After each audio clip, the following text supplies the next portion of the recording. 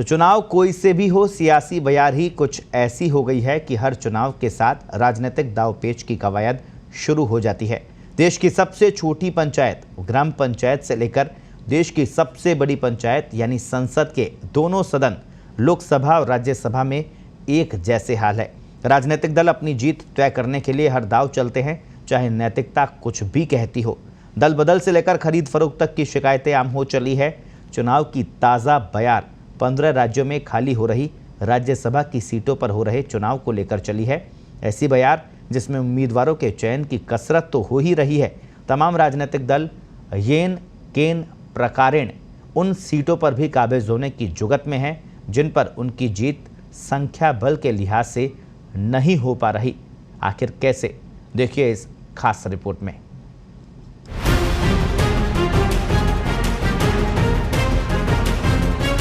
देश की संसद के उच्च सदन यानी राज्यसभा में रिक्त हो रही 57 सीटों के लिए नामांकन की प्रक्रिया शुरू हो गई है। इसी महीने की आखिरी तारीख नामांकन की अंतिम तिथि है। इसीलिए इन सीटों के लिए उम्मीदवारों की चयन प्रक्रिया में भी तमाम राजनीतिक दल जुट गए हैं। हार जीत के लिए गुणा भाग लगाया जाने लगा है। इसीलिए उम्मीदवारों को भी तोला जा रहा है। वो इसीलिए क्योंकि जहां कहीं भी किसी राजनीतिक दल को संख्या बल कम दिख रहा है, वो या तो दमखम वाले उम्मीदवार की तलाश में जुटेंगे या फिर दूसरे मतदाताओं के खेमे में सेंध लगाने का काम करेंगे। ऐसी सेंध जिसे सियासी भाषा में हॉर्स ट्रेडिंग कहा जाने लगा है। ये बात सही है कि प्रत्येक राजनीतिक दल चुनाव जीतने के लिए उम्मीदवार तय करता है, लेकिन कई बार दूसरे खेमे के उम्मीदवार को शिकस्त देने के लिए भी संख्या बल नहीं होने पर भी राजनीतिक दल उम्मीदवार तय करने लगे हैं। राज्यसभा के चुनाव हों तो बाड़ाबंदी, विधानसभा चुनाव के बाद किसी राज्य में सरकार बनाने का सवाल हो तो बाड़ाबंदी, पंचायत और पालिकाओं के चुनाव हों तो बाड़ाबंदी, और तो और किसी सरकार को लोकसभा या राज्य विधानसभा में अपना बहुमत सिद्ध करना हो तब भी बाड़ाबंदी। बाड़ाबंदी के ऐसे दृश्य अपने देश में हम पिछले 3 दशकों से देख रहे हैं। पहले 2-4 साल में एक बार होता था, अब साल में 2 से 4 बार होता है। राज्यसभा की इन सीटों के लिए भी जहां जहां चुनाव होने हैं वहां बाड़ाबंदी के ये दृश्य फिर देखने को मिल जाएं तो किसी को अचरज नहीं होना चाहिए। पिछली बार राजस्थान में राज्यसभा की 3 सीटों के लिए चुनाव हुए, तब ही सियासी संकट पैदा हुआ था और कांग्रेस को अपने विधायकों की बाड़ेबंदी करनी पड़ी थी।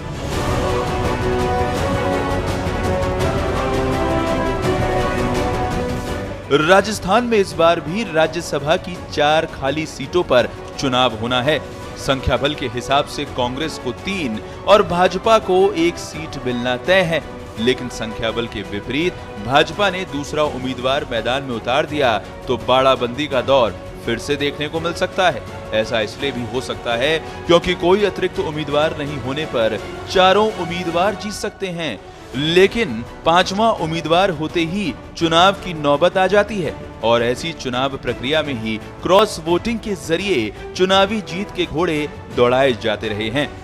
चौथा उम्मीदवार मैदान में उतारकर उसने निर्विरोध निर्वाचन को चुनाव में तो बदल ही दिया। ऐसे ही नजारे पिछले कुछ वर्षों में गोवा, कर्नाटक, उत्तराखंड, अरुणाचल और मणिपुर में भी देखने को मिल चुके हैं।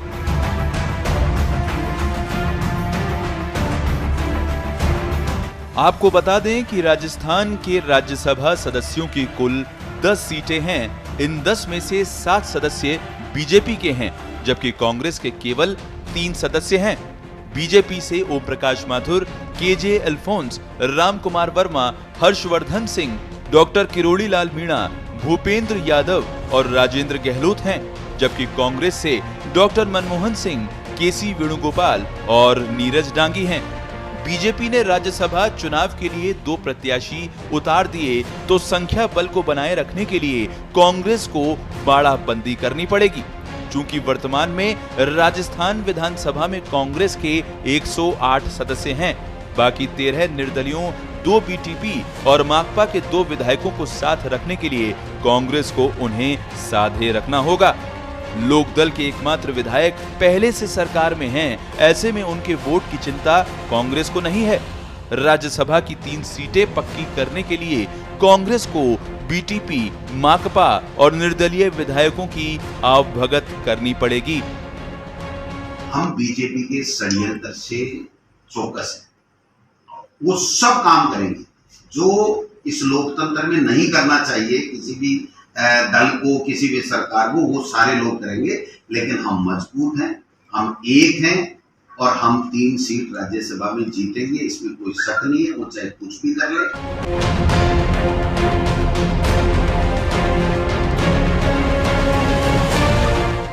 जरूरत पड़ने पर 10 जून को मतदान होगा। चूंकि नाम दाखिल करने की आखिरी तिथि 31 मई है, इसीलिए आगामी दिनों में राजनीतिक दल उम्मीदवार तय करने में भी जुटेंगे। ये बात सही है कि प्रत्येक राजनीतिक दल जीतने के लिए अपने उम्मीदवार तय करता है, लेकिन पिछले वर्षों में उम्मीदवार तय करने से लेकर चुनावी प्रक्रिया पूरी होने तक धन बल और बाहुबल के साथ साथ सत्ता के दुरुपयोग के कई किस्से और ऐसे उदाहरण भी सामने आए जब देश की शीर्ष अदालत को चुनाव प्रक्रिया में दखल करना पड़ा। देखा जाए तो उच्च सदन के गठन का मूल मकसद ही ऐसे लोगों को मौका देने का था जो किसी न किसी क्षेत्र में विशेषज्ञता रखते हों।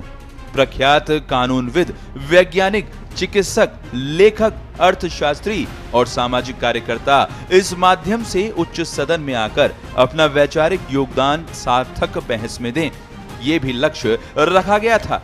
अब तो तमाम दल ऐसे लोगों को राज्यसभा भेजने में ज्यादा रुचि दिखाते हैं जो सियासत से बाहर सत्ता पक्ष अथवा विपक्षी दलों के किसी न किसी रूप में मददगार रहते हों।